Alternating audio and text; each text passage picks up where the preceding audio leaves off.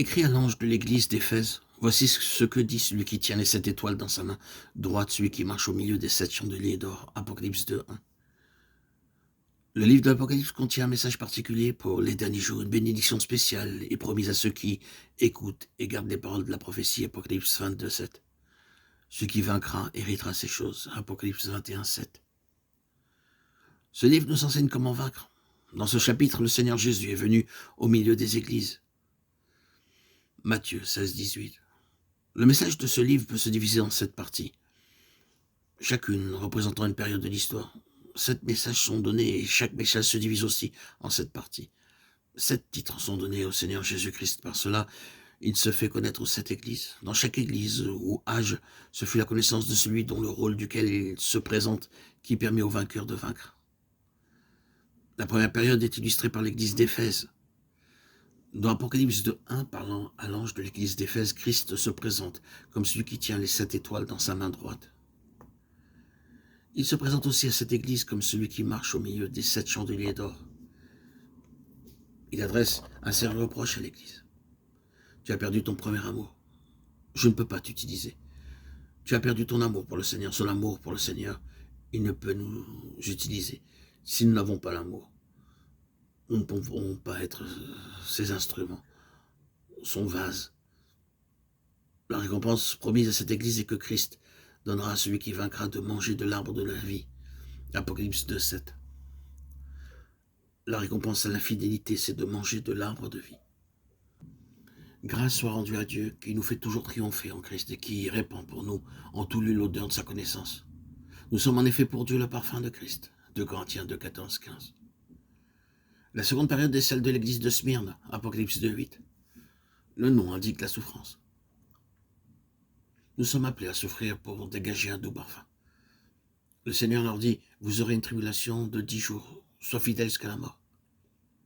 Nombre 10 parle de l'épreuve, ceux qui supposent et supportent que l'épreuve, alors, ils recevront la couronne de vie. Jacques 1:12. La promesse à la seconde église est que le vainqueur n'aura pas à souffrir la seconde mort. Apocalypse 2:11. Le Seigneur se présente à cette église comme le premier et le dernier, celui qui était mort et qui est revenu à la vie. La troisième période est celle de l'église de Pergame, Apocalypse 2:12. Christ se présente comme celui qui a l'épée aiguë à 2 tranchants. L'église comptait aussi parmi ses membres de ceux qui retenaient la doctrine des Nicolaïtes, Apocalypse 2:15. C'est la doctrine de l'autorité de l'homme attiré dans l'église de Dieu. La récompense promise est ici la manne cachée, la nourriture spirituelle dont nous avons besoin pour la vie nouvelle. Un caillou blanc est aussi promis au vainqueur avec l'aide de la pierre blanche. Nous pourrons aussi découvrir la volonté de Dieu.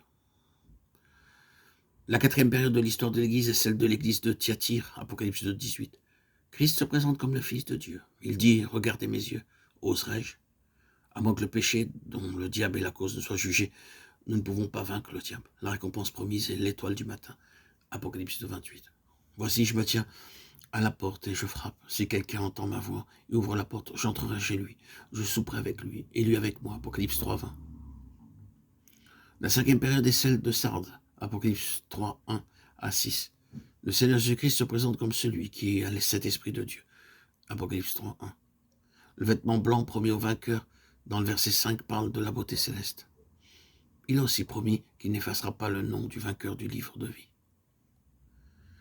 La sixième période, celle de Philadelphie, Apocalypse 3:7, est la période missionnaire. Le Seigneur se présente comme celui qui ferme et personne n'ouvre, et comme celui qui ouvre et nul ne peut fermer. Dans le verset 12, il donne une quadruple promesse au vainqueur.